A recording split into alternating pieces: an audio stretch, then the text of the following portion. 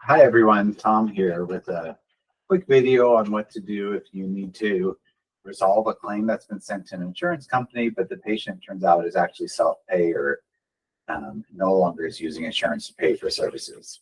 So here we have a patient with the name blurred out that we submitted a claim to Cigna, but the patient's insurance actually ran out at the end of July, and so this August 8th submission is not going to be a valid claim. At this point, because a claim has been submitted, we need to keep it in the system for records. But the way to remove it from the repairable queue is to go ahead and select the claim, and we're going to flag an issue. And we're going to put that the patient is actually self-pay.